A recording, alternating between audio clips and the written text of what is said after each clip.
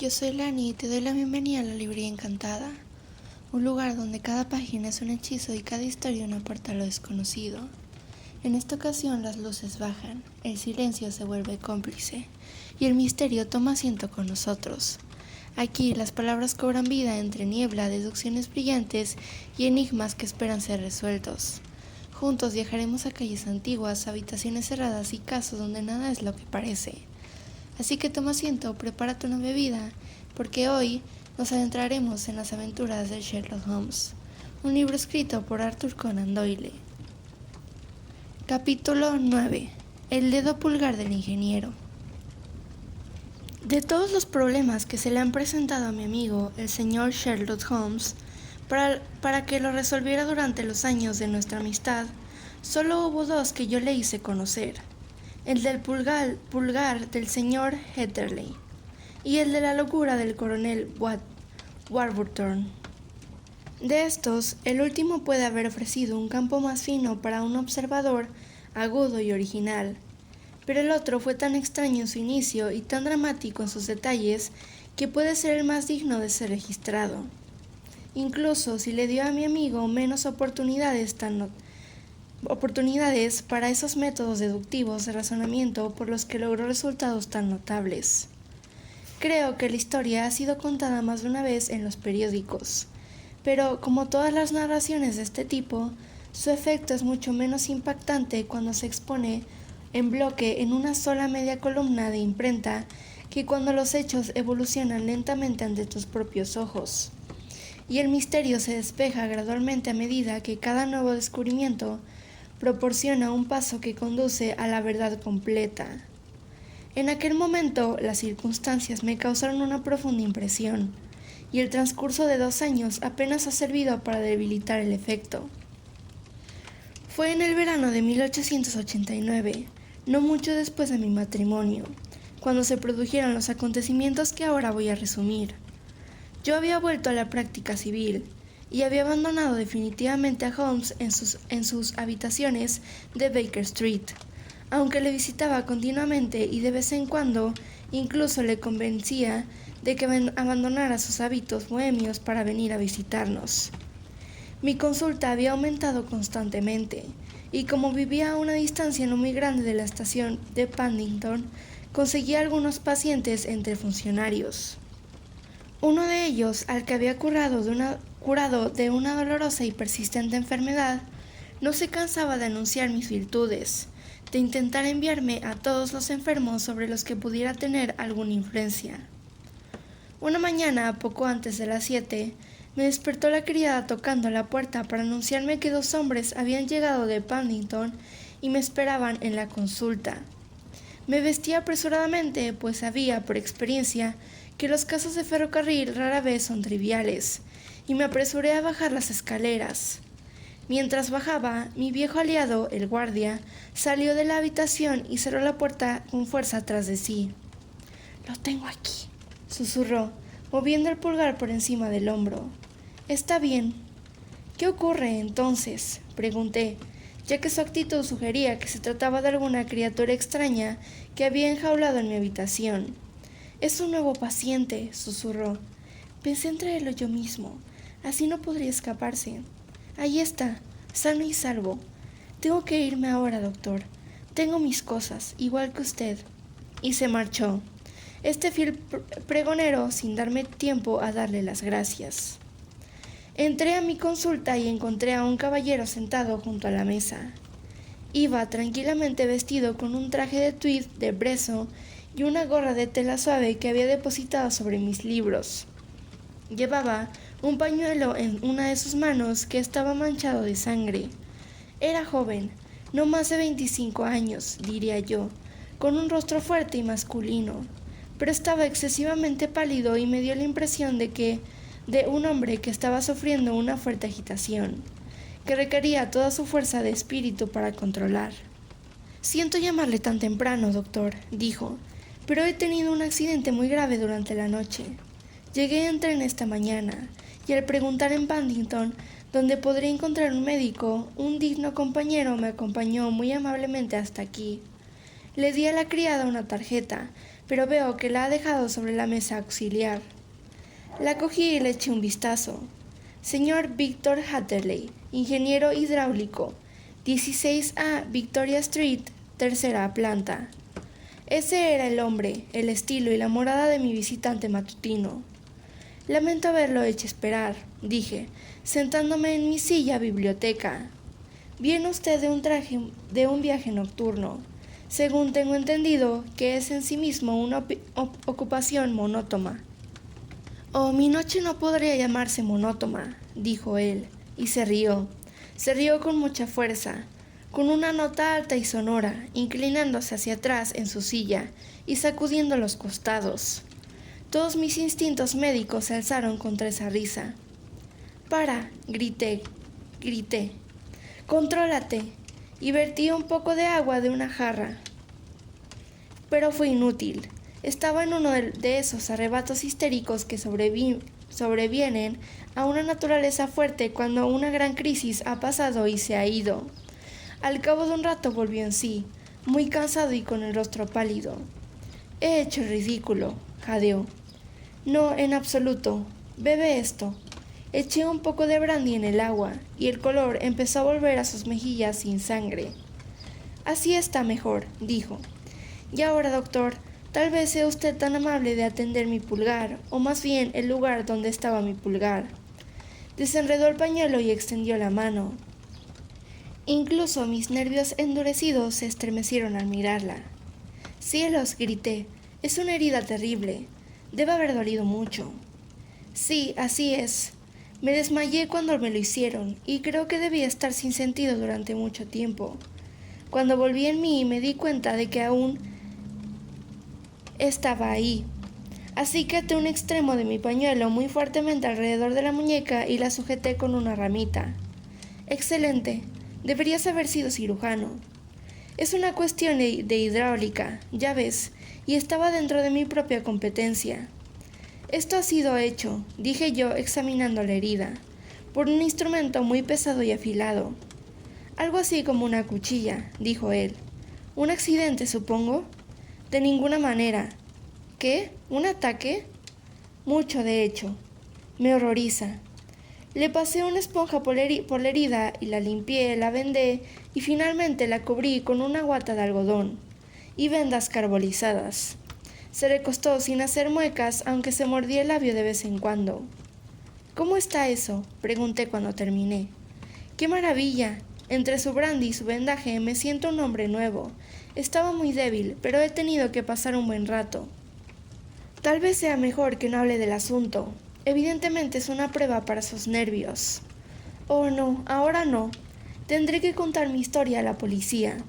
Pero entre nosotros, si no fuera por la evidencia convincente de esta herida mía, me sorprendería que creyeran mi declaración, porque es muy extraordinaria y no tengo muchas pruebas que la respalden. Y, aunque me creyeran, las pistas que puedo darles son tan vagas que es una cuestión de si se hará justicia». «¡Ja!», exclamé. «Si se trata de un problema que desea ver resuelto, le recomiendo encarecidamente que acuda a mi amigo el señor Sherlock Holmes, antes de acudir a la policía oficial». «¿O he oído hablar de este tipo?», respondió mi visitante, «y me encantaría que se ocupara del asunto, aunque, por supuesto, también debo recurrir a la policía oficial. ¿Podría usted presentármelo?». «Lo haré mejor. Yo mismo te llevaré a verle. Le estaré inmensamente agradecido. Pediremos un taxi e iremos juntos. Llegaremos a tiempo para desayunar con él. ¿Te sientes capaz de hacerlo?». «Sí, no me sentiré tranquilo hasta que ya haya contado mi historia». «Entonces mi criado llamará un taxi y estaré con usted en un instante». Me apresuré a subir las escaleras, le expliqué el asunto a mi esposa y en 5 minutos estaba dentro de un taxi conduciendo a mi nuevo conocido a Baker Street.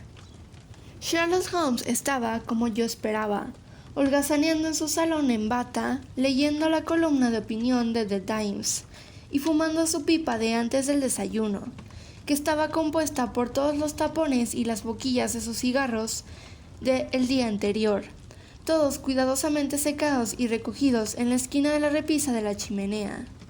Nos recibió a su manera, con la tranquilidad que le caracteriza, y pidió huevos y torreznos frescos y se unió a nosotras en una abundante comida. Al terminar, acomodó a nuestro recién conocido en el sofá, colocó una almohada bajo su cabeza y puso a su alcance una copa de brandy con agua. Es fácil ver que su experiencia no ha sido común, señor Hetterley, dijo. Por favor, tómese ahí y siéntase absolutamente como en casa. Cuéntenos lo que pueda, pero deténgase cuando esté cansado y mantenga sus fuerzas con un pequeño estimulante.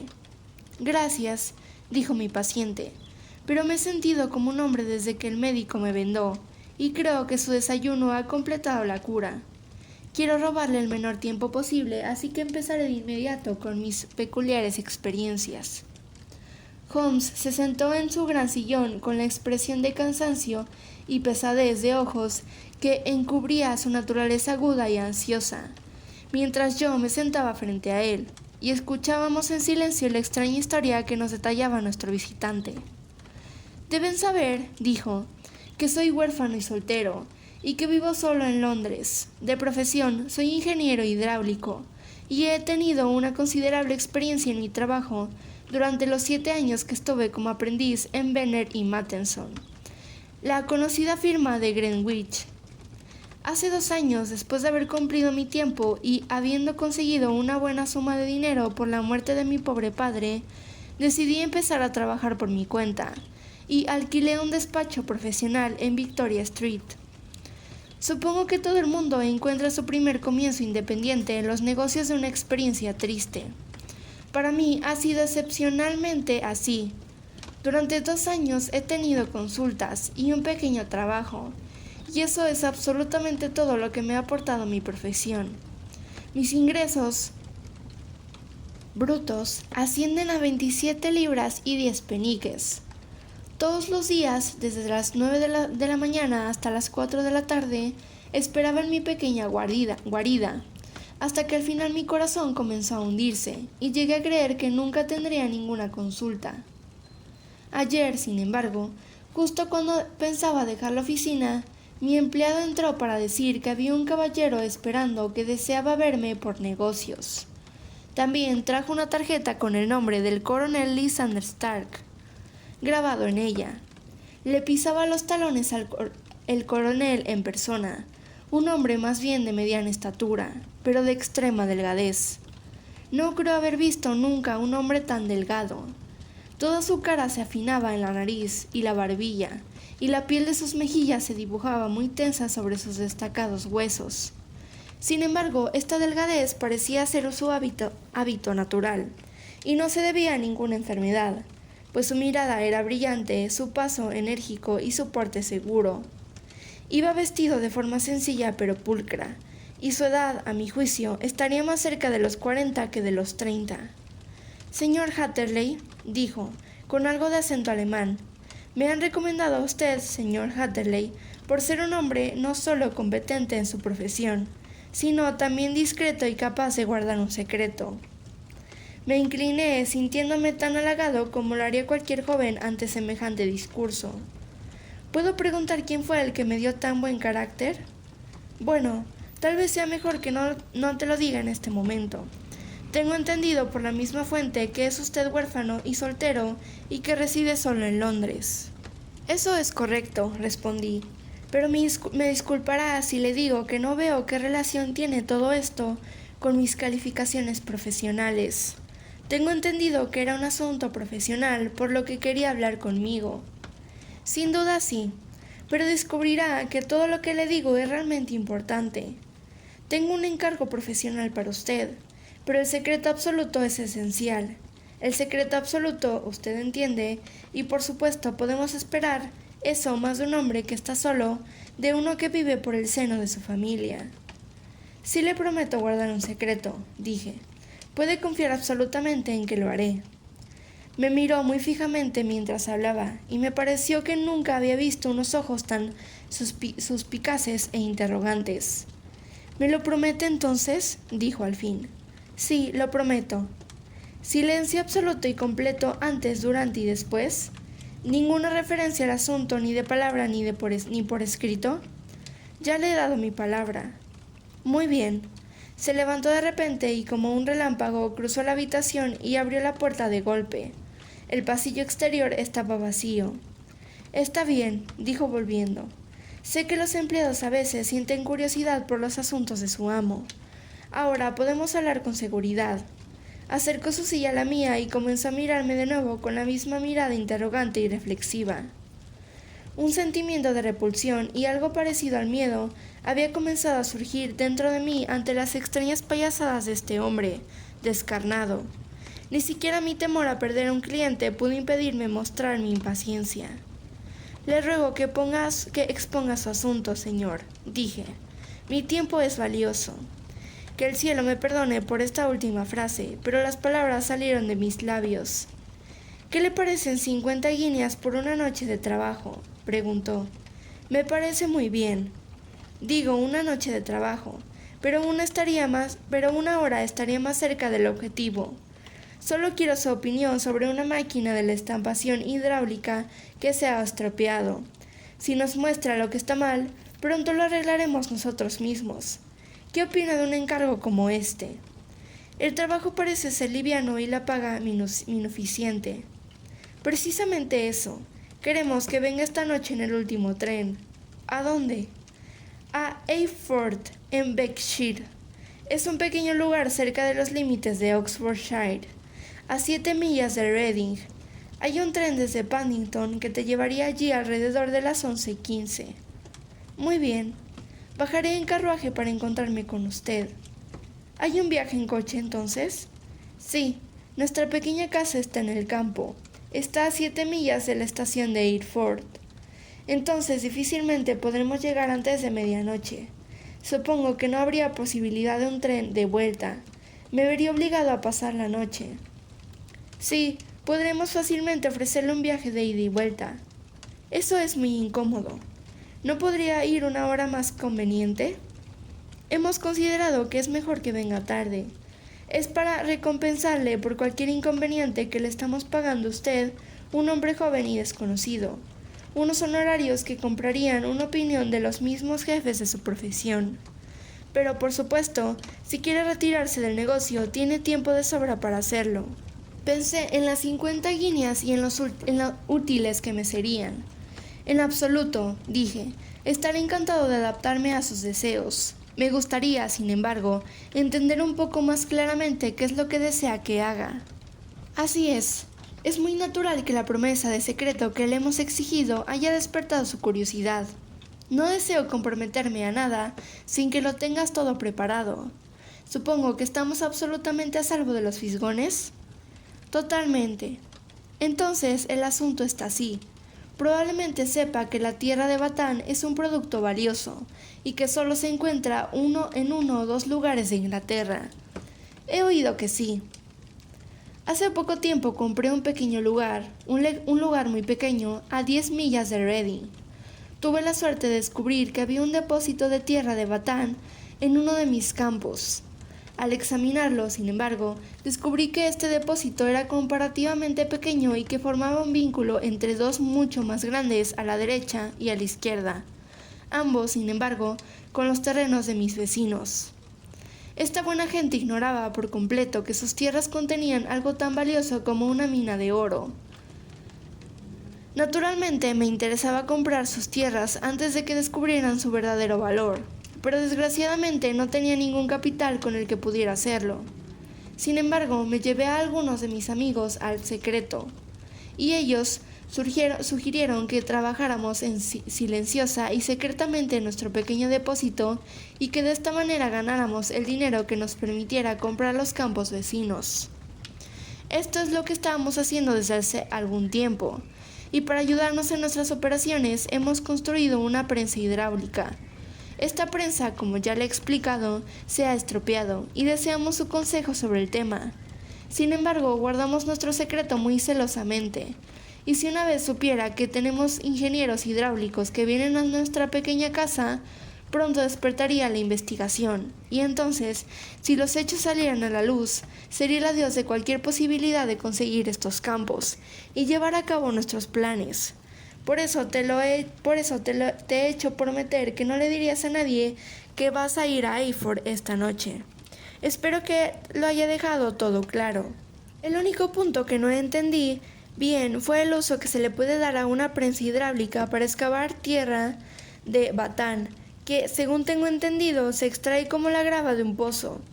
Ah, dijo él con despreocupación. Tenemos nuestro propio proceso. Comprimimos la tierra en forma de ladrillos para sacarlos sin revelar lo que son. Pero eso es un mero detalle. Ahora le he tomado plena confianza, señor Hatterley, y le he mostrado cómo confío en usted.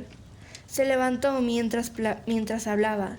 Le espero entonces, en Eyford a las 11:15. Por supuesto que estaré allí. Y ni una palabra a nadie. Me miró con una última mirada larga e interrogante. Y luego, apretando mi mano con un frío y húmedo apretón, se apresuró a salir de la habitación. Bien, cuando llegué a pensarlo todo con sangre fría, me quedé muy sorprendido. ¿Cómo ambos pueden pensar, por este repentino encargo que se me había confiado? Por un lado, por supuesto, me alegré, pues los honorarios eran por lo menos 10 veces superiores a los que me habría pedido si hubiera puesto precio a mis propios servicios, y era posible que este encargo diera lugar a otros. Por otra parte, el rostro y los modales de mi patrón me habían causado una impresión desagradable, y no podía pensar en que su explicación de la tierra de Batán fuera suficiente para explicar la necesidad de que yo viniera a medianoche, y su extrema ansiedad porque yo le contara a alguien mi encargo. Sin embargo, deseché todos los temores, cené abundantemente y conduje hasta Paddington, y me puse en marcha, habiendo obedecido al pie de la letra la orden de contener mi lengua. En Reading tuve que cambiar no solo el carruaje, sino de estación. Sin embargo, llegué a tiempo para el último tren a Eyford, y llegué a la pequeña estación poco iluminada después de las 11. Fui el último pasajero que bajó allí, y no había nadie en el andén, salvo un único portero somnoliento con una linterna. Sin embargo, cuando salí por la puerta peatonal, encontré a mi conocido de la mañana esperando en la sombra al otro lado. Sin mediar palabra, me agarró del brazo y me metió en un carruaje cuya puerta estaba abierta. Subió a las ventanillas a ambos lados. Dio unos golpecitos en la madera y nos fuimos tan rápido como el caballo podía ir. ¿Un solo caballo?, intervino Holmes. Sí, solo uno. ¿Observó el color? Sí, lo vi por las luces laterales cuando subí el carruaje. Era un castaño. ¿Cansado o fresco? Oh, fresco y brillante. Gracias, siento haberle interrumpido. Le ruego que continúe con su interesante declaración. Nos fuimos entonces y condujimos durante al menos una hora. El coronel Lysander Stark había dicho que solo eran 7 millas, pero yo creía, por la velocidad a la que parecíamos ir y por el tiempo que tardamos, que deberían ser más de 12. Se sentó a mi lado en silencio todo el tiempo, y me di cuenta más una vez, cuando miré en su dirección, que estaba mirando con gran intensidad. Parece que las carreteras rurales no son muy buenas en esa parte del mundo, porque dimos unos bandazos y sacudidas terribles. Intenté mirar por las ventanillas para ver algo de donde estábamos, pero eran de vidrio esmerilado, y no pude distinguir nada más que el borrón ocasional de una luz que pasaba. De vez en cuando me arriesgaba a hacer algún comentario para romper la monotonía del viaje, pero el coronel solo respondía con monosílabos y la conversación pronto decaía. Por fin, sin embargo, los golpes de la carretera fueron sustituidos por la crujiente suavidad de un camino de grava, y el carruaje se detuvo. El coronel Lysander Stark se bajó de él y, mientras yo lo seguía, me arrastró a un porche que se abría ante nosotros. Bajamos, por así decirlo, del carruaje y entramos en el vestíbulo, de modo que no podía echar la más fugaz mirada a la fachada de la casa. En el instante en el que crucé el umbral, la puerta se cerró de golpe detrás de nosotros, y oí débilmente el traqueteo de las ruedas mientras el carruaje se alejaba. Estaba muy oscuro dentro de la casa y el coronel buscaba a tientas cerillas y murmuraba en voz baja. De repente se abrió una puerta en el otro extremo del pasillo y una larga barra de luz dorada salió disparada en nuestra dirección. Se ensanchó y apareció una mujer con una lámpara en la mano, que sostenía por encima de la cabeza, adelantando la cara y mirándonos. Pude ver que era guapa, y por el brillo con que la luz iluminaba su vestido oscuro, supe que era de un material rico.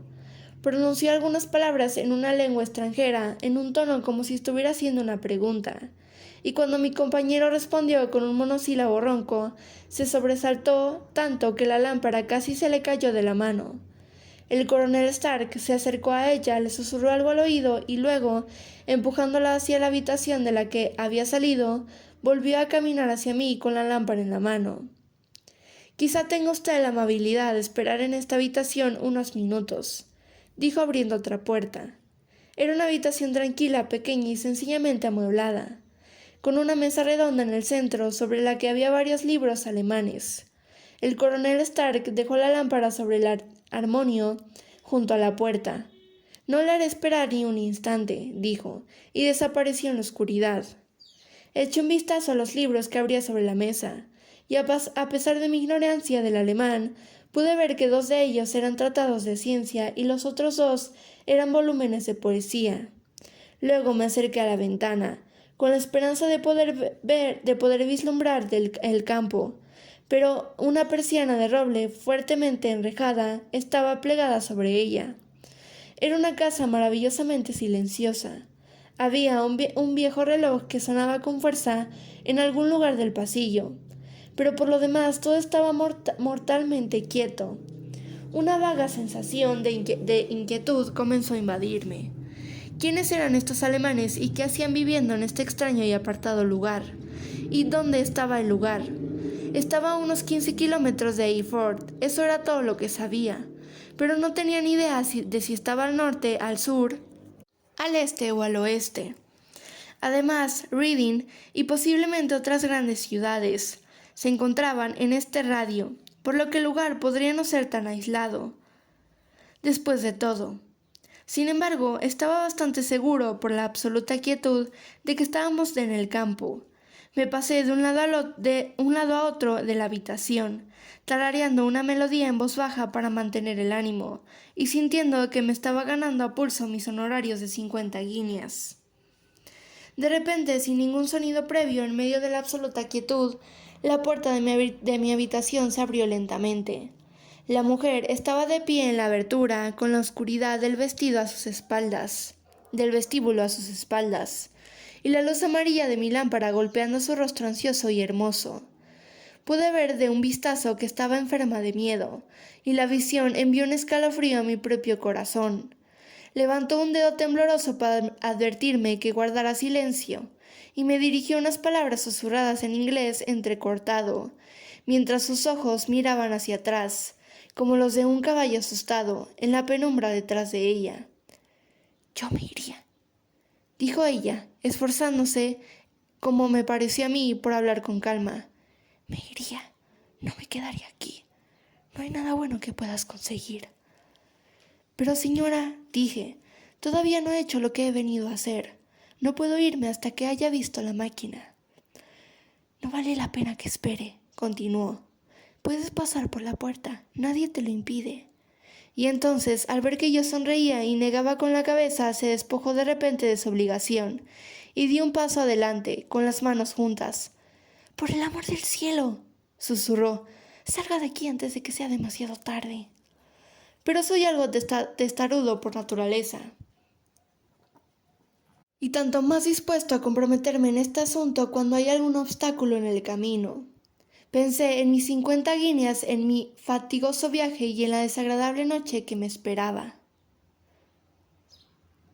¿Era todo para nada? ¿Por qué iba a escabullirme sin haber cumplido mi encargo y sin el pago que me correspondía? Esta mujer podría ser, por lo que yo sabía, una monomaniaca. Por lo tanto, con un porte robusto, aunque sus maneras me habían sacudido más de lo que me importaba confesar, Seguí negando con la cabeza y declaré que mi intención de quedarme donde estaba. Estaba a punto de renovar sus súplicas cuando una puerta se cerró de golpe y se oyó el sonido de varios pasos en la escalera. Ella escuchó un instante, levantó las manos en un gesto desesperado y desapareció tan repentinamente y sin hacer ruido como había llegado.